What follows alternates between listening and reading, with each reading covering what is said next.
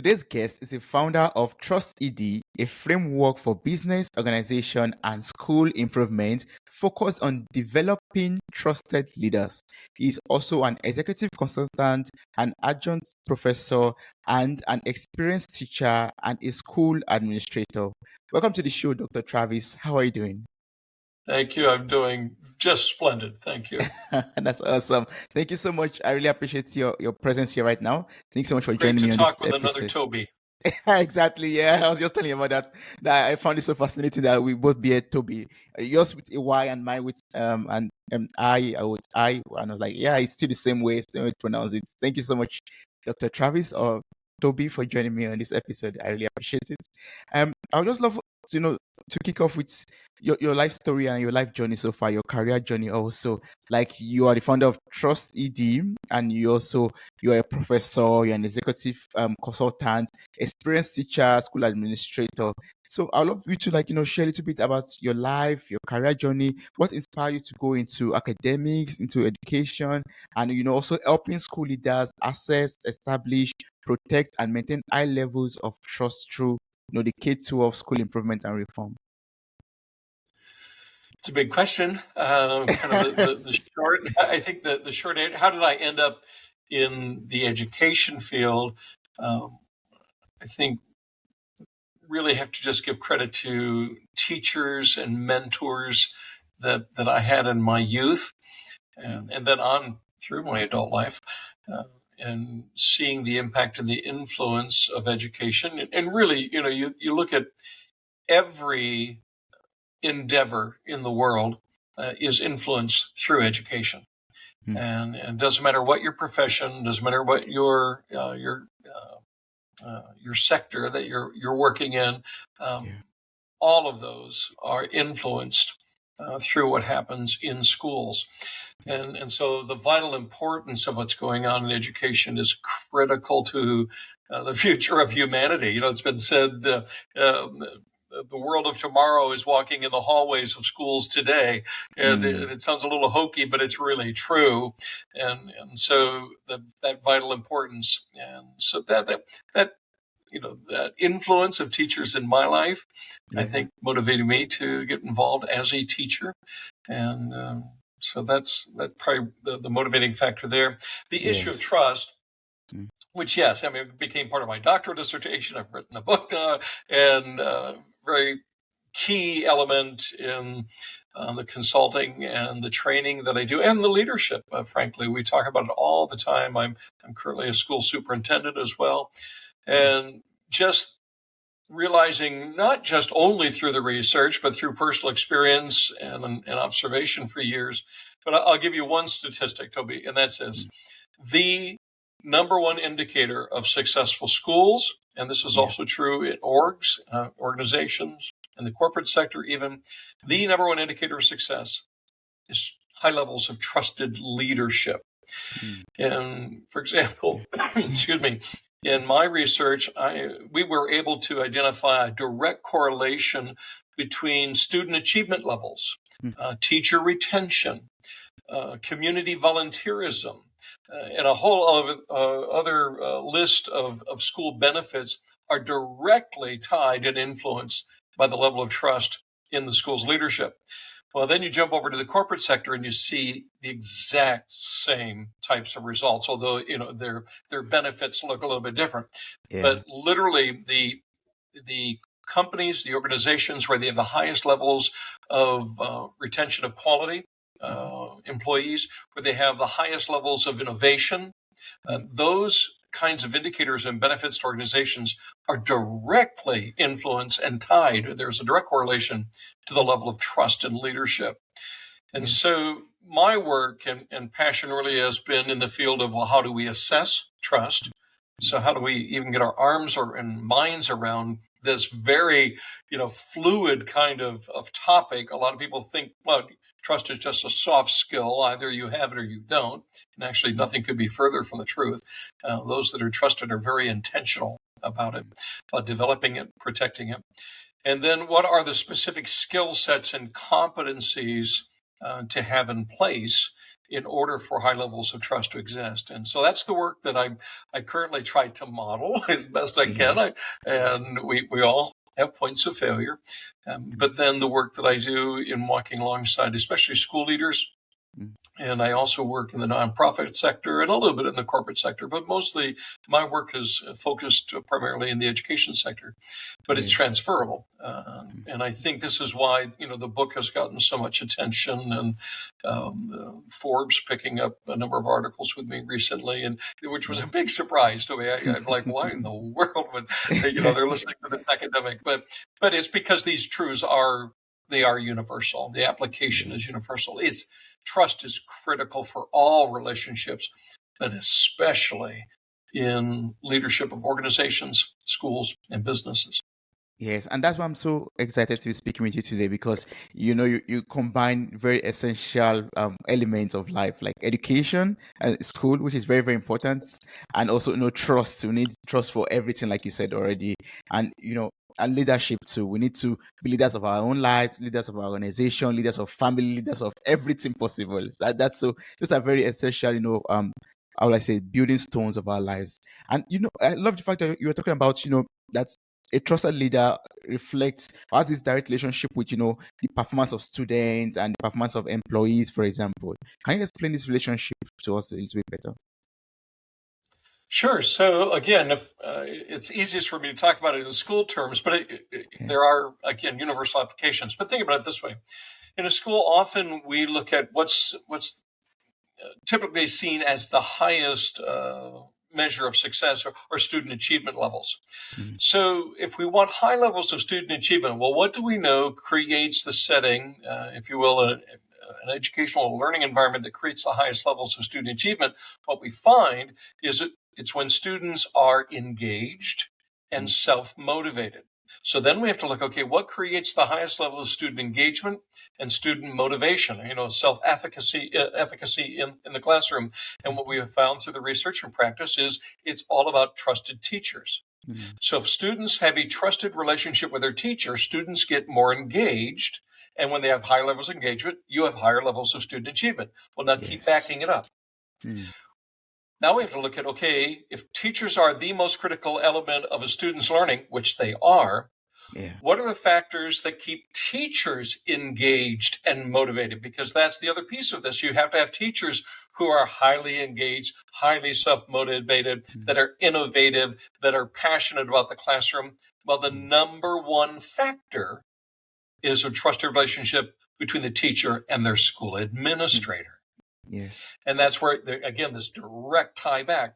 So then if we can ensure, that leaders in the school, so the principals, the division heads, the department heads, that these are people who are trained, assessed, trained, monitored around this area of competency and high levels of trust and trusted skill sets.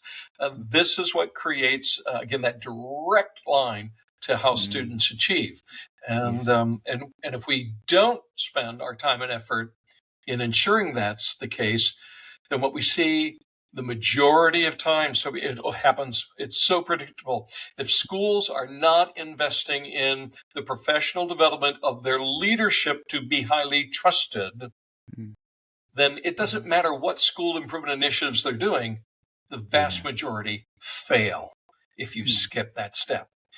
And it goes, again, if your listeners are working in the business, small business, large business, we've seen that research for years. And this is why Fortune 100 companies spend hundreds of thousands of dollars a year in trust management or trust development in the professional development of their managers and their execs. This is there's lots of resources that are spent on this because they know the critical truth of you've got to have trusted leaders. And again, there are very specific and well-known behaviors and skill sets that must be in place for trust to be high. But the return on investment is huge. In fact, there's a study I recently saw that was showing that for every dollar an organization spends on the professional development of trust or well-being of their employees, especially their leadership, there's a return, a financial return of anywhere from $1.50 to, I think it was $6.50 per dollar spent. So actually they were able to measure the financial return on investment. If you spend money developing your staff, your leaders especially, to be trusted leaders, you'll actually make a lot more money. So even from a business sector, it comes down to, why is this important? Because it's how the bottom line gets impacted in the end. Yes. And I would love us to step into that already. Like, how can we become better trusted leaders? Like, can you teach us those, skill set and those behaviors that we need to learn? I know you talked about them in your book, TrustED, which is available on Amazon. And as you said already, that's been noticed by Forbes, for example, and it was the book of the month in month of November. And that other website and organization have picked it up and said, yes, this book has a lot of information that we need, to become better trusted leaders. But Dr. Travis or Toby, I would love you to just share a little bit about the behaviors that we need to learn and the skill set that we need to learn to become better trusted leaders. Well, the first step is always the ability and willingness to be reflective. The very first step of becoming a trusted individual or a trusted leader is allowing yourself to be evaluated and allowing others to speak into your life. Being able to look in the mirror and reflect on, is my practice, are my behaviors, are my managerial skills, if you will, those that build and develop trust. Do I trust my team? One of the things that we've discovered is the more that you extend trust, the more you're trusted. This is why, we've heard for years people complain about micromanagers. Yeah, rightly so. Micromanagement means you've hired the wrong people. If I have to micromanage you, I've hired the wrong person. Right. Yes. So, where do you start? You start by self-reflection. I'm a bit of a data geek, to be honest. Now, maybe that's partly because, again, I'm an academic, but I also believe the other critical step is you have to have an assessment. You have to. That's why we developed a 360 a number of years ago on this very topic. Is we looked at all the research, we looked at what are the critical behaviors and skill sets, and then developed an assessment tool. So we've got some data to tell us, okay, there are actually 6 components of trusted leadership. They're kind of categories of trust, because trust is complex. It's not just, trust isn't just about consistency or just about values. There's a complexity to it. And so we use an assessment tool of where are leaders, where am I, as I'm reflecting, and we survey our employees to speak into my leadership and tell me, how do you think I'm doing? Because what we've also learned, Toby, is that perception is reality. When we're talking about assessing trust levels, whether we like it or not, whether we agree with what our employees are saying or not, their perception is their reality. And that's kind of where trust lives. So the first place is, okay, I've got to be open to be assessed and reflective. And so it's a mindset. And then I need tools to assess my trust level. Yeah. And then I need resources to develop. So once I identify, right, I am lacking, for example, one of the skill sets is listening. And okay, I am lacking in my listening skills. Well, that's a trainable skill. There are practical steps that I can, and I'm not the only one. I mean, there's wonderful books out there on the lost art of listening and some others that have been out there for years. But that would be an example of, we can drill down to, okay, what is a skill set or behavior that I need to get better at? And then we get better at it. And then we develop action plans and professional development, resourcing, training, reading, whatever it takes to build up that skill set. And we put it into place, we put it in action, and then we reassess. And I'm a big believer in short-term goals. I do strategic planning with school boards and others, and we do long-term planning.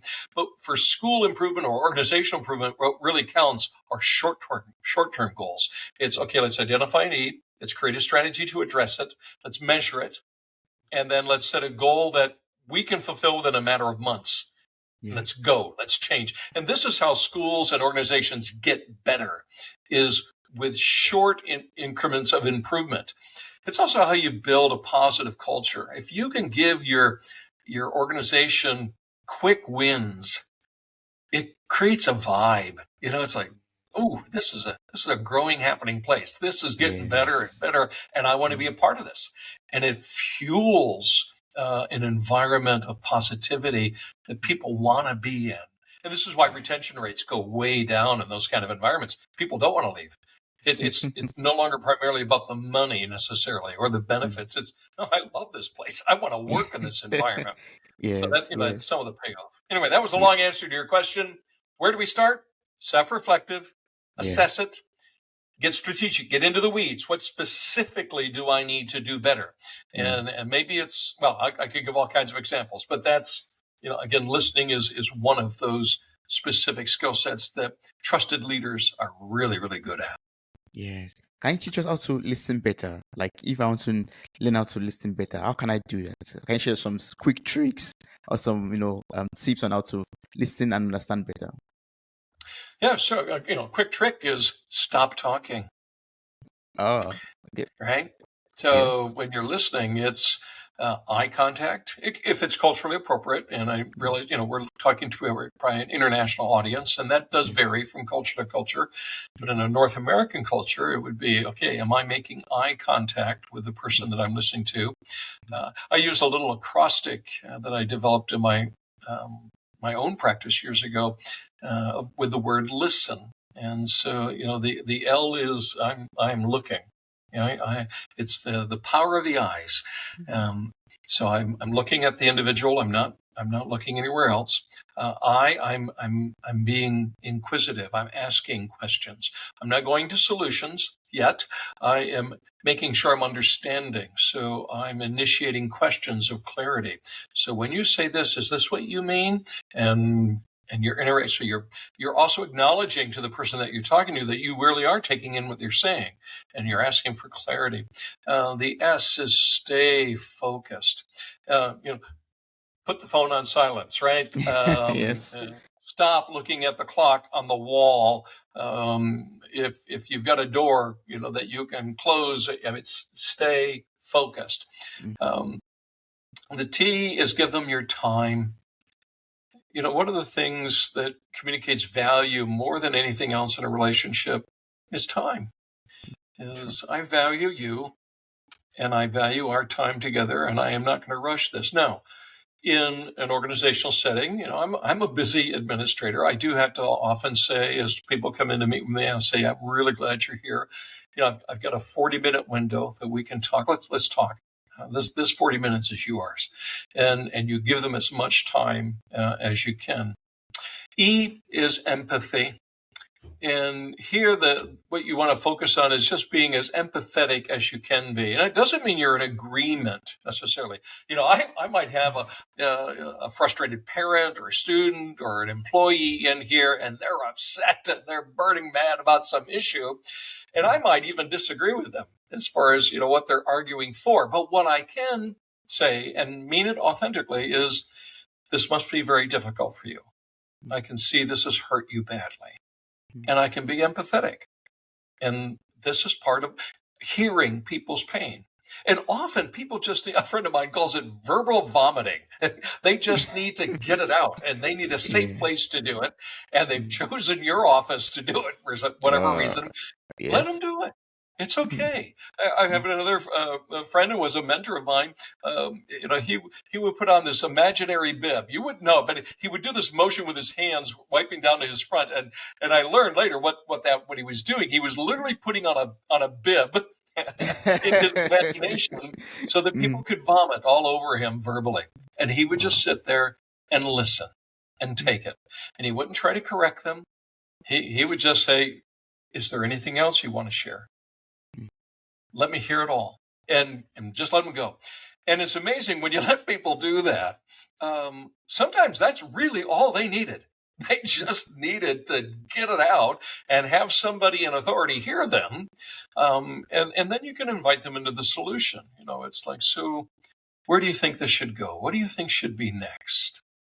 And to finish my acrostic, so then the N is the non-verbal. There have been some studies, and there's been some debates about these studies, but there are studies that suggest that people only will recall less than 10% of what is said in a conversation, but 90% of what they will remember is the nonverbal.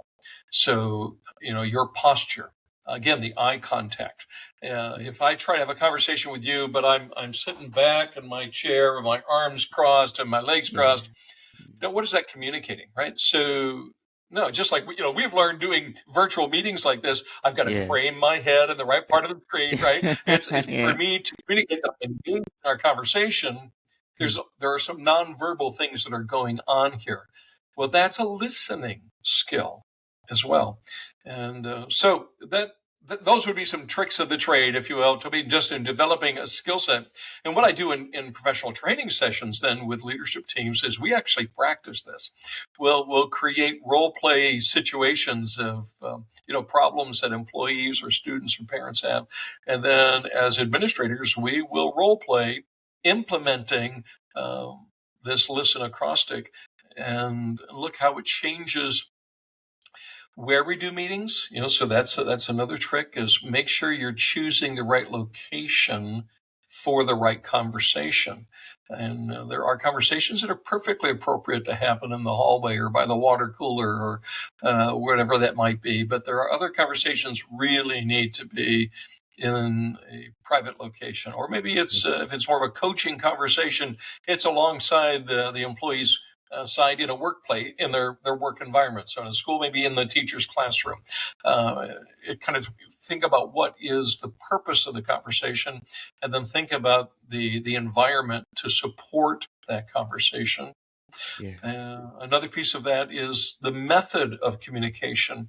Well, probably an area that I've spent a lot of work on with client schools is talking about their grievance policies and what they allow for the use of text messaging and emails. And what we have found is if you do not permit employees to submit grievances via email or text, it creates actually a very positive environment because people misbehave all the time with their fingers, things that would never come out of their mouths. Now, document your grievance, but respect each other as people and come and have a face-to-face conversation, or at least a phone conversation. And so, again, these are some of the tricks of the trade. How do you increase trust? Is learn to behave when it comes to text messaging and emails, and treat people like people. Yes, thank you so much. I mean, I really appreciate you breaking down that listing to us, and I can also affirm or confirm that before we started this conversation, you put your phone on silent and you said, "Let me put off everything and just let's focus on this conversation we're about to have right now." That's one key lesson I learned even before pressing on recording from you. Thank you so much for that. Yeah, thanks so much for making sure that this time that we're sharing together is very valuable, and we'll appreciate it. That's awesome. That's beautiful. Yeah. And you also talked about the tools that we use to assess our leadership, like for school leaders also, for example. Like, can you talk or elaborate more on these tools? How can we assess ourselves? How can we know if we are truly trusted leaders, or if we have even improved in our development? There's a data collection organization or company that I work with a lot called School Right, LLC, and they are data management experts and survey experts, and they've got a marvelous team. And it's not a commercial. I love their team, and I've been very, very blessed and benefited by the work that they do. And I've helped create a number of assessments that they implement. But through, through a company like School Right, and they service schools around the world, and not just schools, but primarily schools. We have what's called the TrustED School Leader 360. And again, this is a research-based, validated survey instrument around trust. And this is sent out to employees of school leaders, and then the school leaders are typically it's assessing a leadership team with the feedback from their employees. It will give us a score on 6 components of trust, and we can then through that data develop very personalized and customized professional development and school improvement planning. Now, there are other tools that are out there. We actually have, there's a version of the TrustED Leader assessment for non-academic leaders. So it works for a business leader or corporation leaders, or a non-academic school leader. So maybe like your facilities manager, you want to do an assessment of their leadership of their maintenance and custodial crew. That survey will do that. We actually have a tool for teachers, even in the classroom. How trusted are they? Now, that one is a self-assessment tool, but it still is a great conversation starter. There are organizations, well, Jim Collins, I'm sure you're familiar with the Good to Great organization, and I know that they have assessment tools. Out of Minneapolis, there's the TrustED Leadership Institute, led by David Horsager. David wrote a wonderful book called TrustED. Actually, he's got a new book out, and I'm blanking on the title right now, but highly endorse his work with companies and organizations. In fact, he was part of my inspiration years ago to go into the doctoral research on trust in school leadership. But they have tools as well for assessing trust levels. And if I can be of any assistance, to your listeners, just encourage them to reach out to me, and I can point them in direction of where to find these tools. But it's important to use research-based professional tools. One of the mistakes that's happened, and it's well intended, and I don't mean to be critical of any company or service, but with the popularity of things like Google Survey, and SurveyMonkey, these are fine if you're trying to get some information back. And when does everybody want to meet for the family reunion? But, or how many want chicken? How many want beef? How many want a vegetarian option? Those kind of surveys, absolutely, those tools are great. But when we're looking for this kind of information, you really need a research-based and validated instrument to give the specific data. So leave it to the professionals. Yes, I get it. It costs money. Okay, spend the money. You're going to get a return on this like you won't believe if you actually use the data. So my counsel is, whether you go to School Right or Good to Great or TrustEd Institute, spend the money, and you will see a great return if you use the data. And there's the next caveat is, we can get you the data on your trust level. The next is, you're going to have a willingness and commitment to follow through with using the data to inform and change your organizational and personal practices. Yeah, and you also help people, to follow these, steps, or follow the guidelines of using the data. Also, does TrustED do that also? Right. So the TrustED framework, which is really what the book is all about, again, is looking at the complexities of trust. I've already referenced, we know that there are at least 6 components of trust. I use an analogy of a bridge throughout the book to talk about how do we visualize this, because trust is complex. If we were playing a word game with your listeners, I say trust, you think of what? Well, and we opened up a chat box, it would just flow with all kinds of nuances. So what we know is it is complex. So what we need to do is break it down into, again, areas of clarity, so that we know how to address it. So, for example, and I'll just give one example, but every bridge has a foundation. Well, what's the foundation of trusted leadership? Beliefs and values. So a place to start with leaders is, okay, what are your beliefs and values about leadership? What are your beliefs and values about your organization, your company, your service, your product? What are your beliefs and values about who your employees are? In the school setting, what are your beliefs and values about the role of the teacher and the role of the parent and the role of the student? Are these articulated? Are they known? Are they visible? And this is the foundation. Do we know what we believe? Have we articulated our values?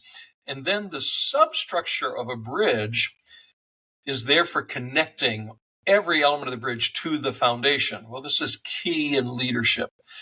once we know and have articulated what our beliefs and values are we then being consistent with all of our values, or excuse me, all of our practices, all of our procedures, how we operate, our norms as an organization? Are they truly connected to our foundation, to our beliefs and values? And so there you go. Those are just, two of the 6 components that we can look at. Part of my work as a consultant, one of the first things I will do with, say, a school who's reached out to me, they've recognized they got some trust issues between administration and the faculty. How do we get to a better place? I'll say, well, send me your school handbook and send me your employee handbook. And the first thing I'm going to do, and it doesn't take me to do this, anyone can do this, Tui, is go through your policies as an organization and identify, do you have any policies that are written, created, and based on assumption that I'm not trusting my employee? And if you are intentionally creating an atmosphere of distrust, well, no wonder you've got a toxic environment. So that's a place to start. Is, are we, if we say, no, we hire the best, we trust our teachers to be professionals, but then you don't treat them as professionals. Yeah, this is where trust is lost. I love that, because I was about to ask you that, for example, if our employees or if our friends, in any kind of way want to take it, if they start losing that trust in us, what can we do in order to restore that trust? What can we do to restore the belief also? Yeah, there's a whole chapter in the book called Restoring the Bridge, and it's this idea of, okay, what needs to be in place? And we have actually learned that there are 4 what I call commitments in the book that we must make in order for trust to be restored. But really, the most important element is really quite simple. It's make promises and keep them.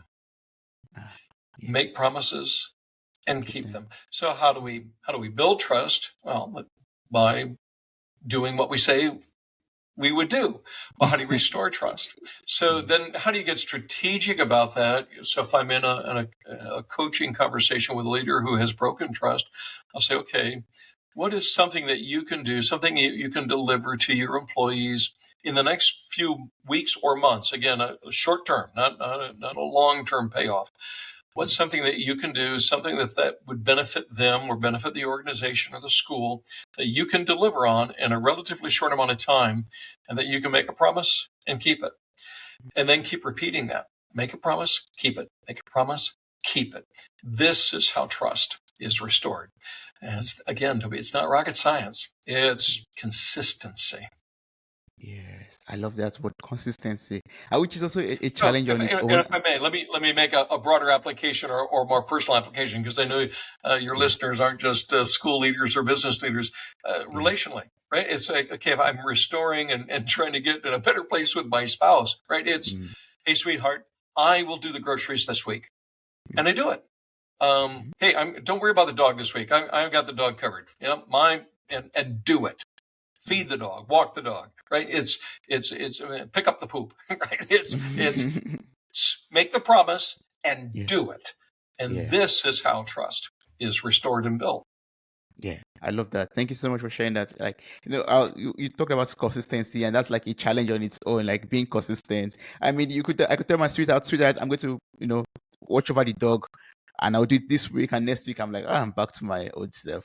And that could be challenging. Are there like some ways you work on your consistency, like from your experience so far? Are there ways or things you do in order to stay consistent in your work?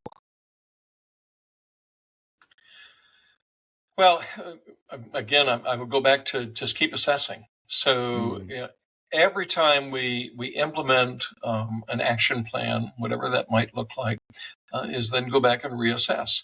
So, think about in the school world, why do we use regular standardized benchmarks? It's not necessarily to penalize students, certainly, but rather to see, are they on track? where they need to be. Well, the same thing. We need to regularly assess and keep that going. That doesn't stop. So it's not, I assess my trust level today and put it in an action plan and I'm done. No, the best organizations, the best leaders will at minimum do some sort of trust assessment twice a year. And so you've got time to, let's assess, let's action plan, let's put it into, let's do the work, and then let's reassess, and let's see if there's been an improvement, and then let's do it again, and then we do it again, and then we do it again. So it's having that long-term commitment to continually build our proficiency as leaders in the skills and competencies of trusted leadership. And that never stops. So it's one of those, it should be a regular part of our practice and our behavior. And I would say the same thing again in relationships, right? So it doesn't have to be in a formal setting or a formal tool. It can be, again, talking with your family or your significant other. How are we doing? How am I doing? Is there something I could be doing better to contribute to the health of our relationship? And be open and listen and take it in. And so that I would say that what is the next step? Keep assessing and keep doing it. Yes. And if we keep on assessing and we notice, we'll get to a point where we notice that, yes, we need to do some restructuring. We need to move some things around. Like how can we go about this? How can we go about, for example, organizational restructuring in order to ensure that the employees and the workers and the schools, the students and everyone is okay and performing properly? What can we do and how can we do it? Yeah, part of my studies years ago was in something called span of control theory. And it sounds really, kind of highbrow academics. It's really not. It's really about how many people are too many people for an individual to manage and support. It's really what that span of control theory is talking about. And I prefer the language span of influence. So how many people can I work with effectively as a supervisor or as a manager? And let me give a negative example first. I go back years ago when I was a high school principal. And this is still very typical in many North American education settings.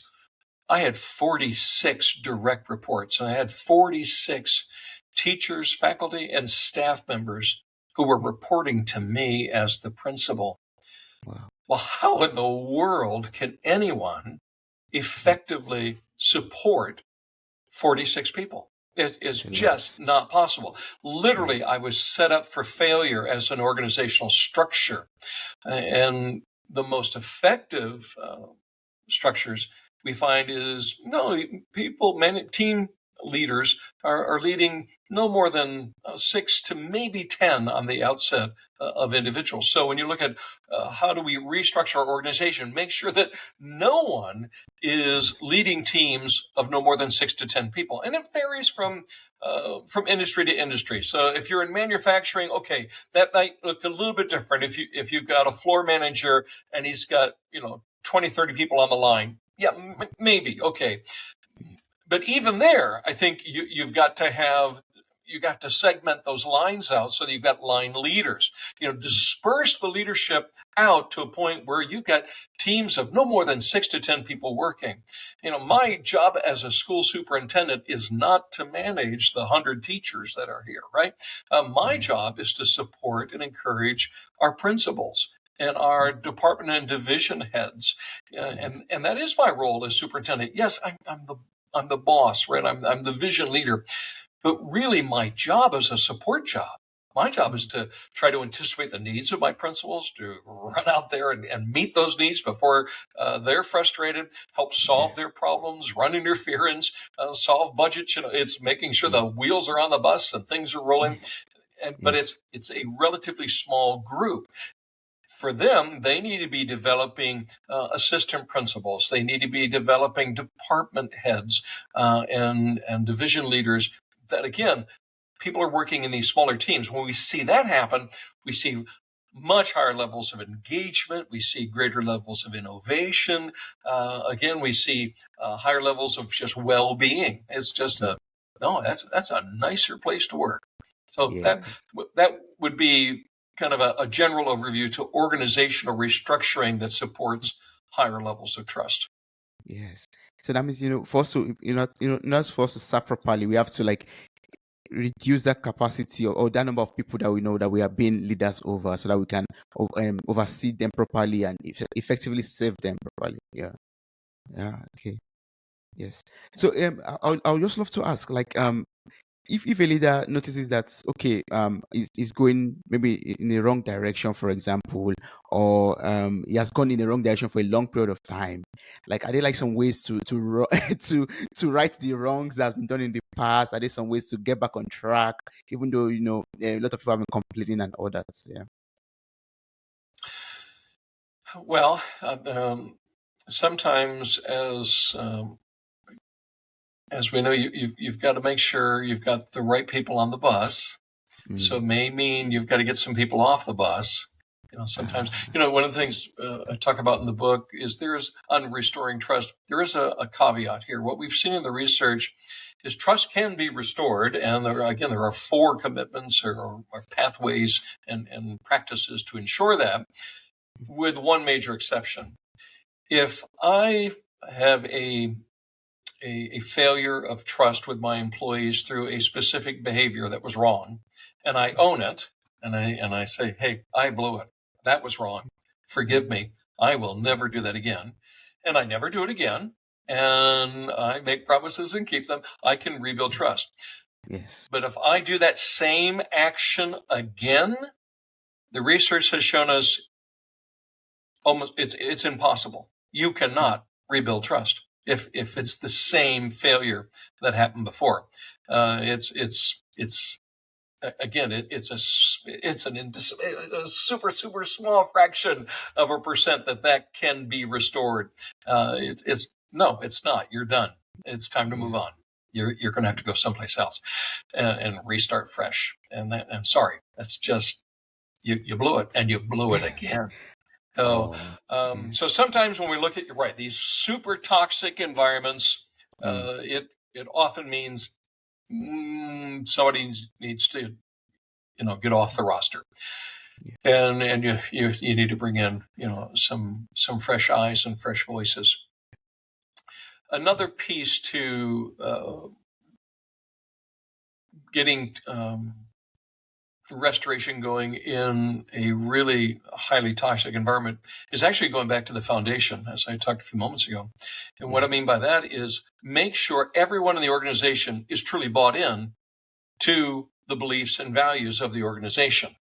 And what we find is often if you can solve problems by being value-centered. In other words, how is it that our shared value can lead us to a better place in working together? How is what we are currently doing reflect our shared values? So you focus on what do we both hold true and our commitment to that.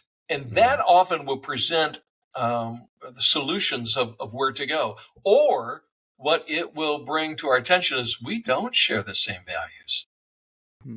And one of us is in the wrong place.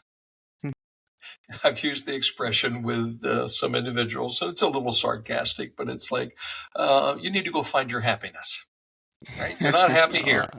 You need to go find your happiness. I remember having that conversation with an employee a few years back. He was just walking around miserable as can be. The school had changed from how it had been when he had first come years ago. The demographics had changed, and he just was not a happy camper and was always reflecting, kind of the golden years of the school, 20, 30 years earlier.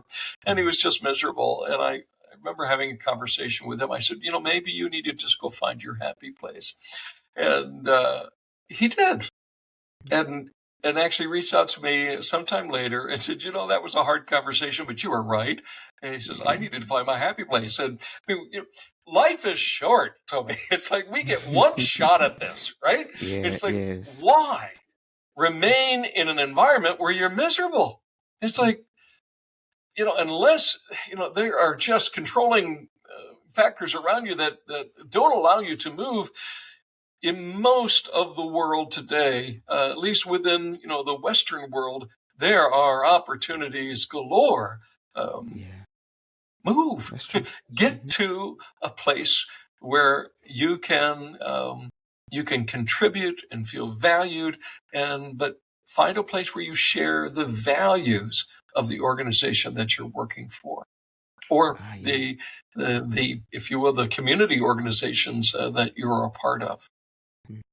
Wow, I love that so much, Dr. Travis. Like that carries a lot of wisdom. Actually, it has a lot of wisdom to it. Like that means we could be, good people, but we find ourselves in the wrong place. And then, in order for us to be functional and in order for us to be happy, we have to find our happy place. We have to find the good place that belongs to we ourselves as good people. Also, yeah, yes, wow. And talking about TrustED, you have the foundation and you have services that you offer to people, which you've talked about earlier. But can you share with the listeners more what they could get from contacting you and working with you? What are the services that they could look up for, and also where can they get your book also to buy? Well, the book is available on Amazon, so anywhere Amazon's available. Again, it's TrustED, The Bridge to School Improvement is the name of the book, or you can just Google my name, Dr. Toby Travis. Folks can connect with me on LinkedIn. That's where a lot of folks will find me. Or there's the website, trustedconsulting.org. So that's how they can find me. As far as services, again, I do assessments, professional development, executive coaching, strategic planning, short-term planning. I'm an instructional expert, so on the school side, if schools are looking at, okay, how do we elevate school improvement through our methods, our instructional methods, our assessment methods, learning environment. I mean, that's an area that I'm passionate about and can help work. We do, or I do, continual professional development for leadership teams. It's probably the work that I enjoy the most, is working with small teams. Usually it's division principals, a head of school, maybe a few board members and assistant principals. And we set ourselves away for a couple of days or a retreat and dig into the data from the 360 assessment and figure out, okay, what are the actions we need to take, and then continue to develop that and grow from that. So the professional development trainings are part of what I really enjoy doing. We've started to do a lot of this Zoom consulting, is also just a coach. I do coaching cycles. So where a leader will just commit to, let's do this for 7 sessions. And let's get really specific. Let's drill down on an issue or a topic or a skill set that needs to be developed, and have the opportunity to provide them. Well, first, probably accountability, right? There's a big part of why do you get a coach? Why do you value having a third party looking in? Why you just get additional accountability, but also having the opportunity to. I've seen a lot. I've seen a lot of successful practices in leadership. I've seen a lot of failures, and able to bring that perspective and also resources to help and support folks. But that's another service. And what I try not to do, Toby, I'm not a cookie cutter type consultant.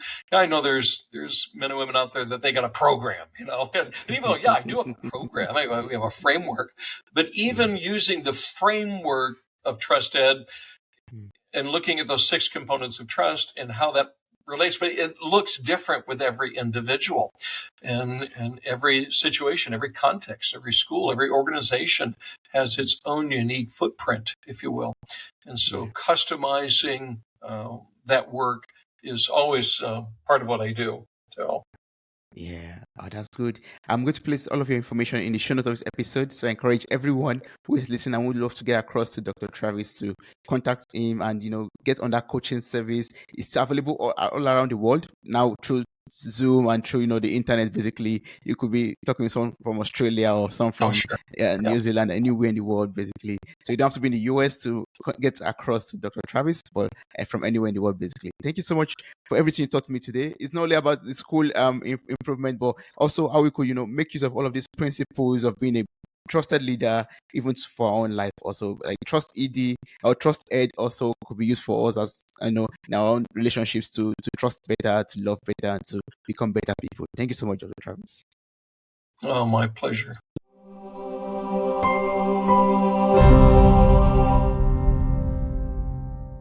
Hey there, podcast enthusiasts.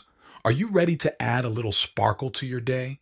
If you're loving the insightful conversations and captivating stories on Mirror Talk Podcast, here's a friendly nudge to hit that subscribe button. By subscribing, you'll never miss out on the empowering messages and thought-provoking discussions we bring to your ears. But wait, there's more. We're all about spreading positivity and inspiration, and you can be a part of it too. How? By sharing the love with your friends and family. Share this episode with your loved ones, and let's create a ripple effect of empowerment and growth together. And hey, if you've been enjoying what you hear, why not take a moment to leave us a glowing 5-star review? Your feedback fuels our passion to keep delivering content that resonates with you. So hit that subscribe button, share the love, and leave us a review. Let's keep the conversation going and spread the Mirror Talk magic far and wide. Thanks for tuning in, and remember, your support means the world to us.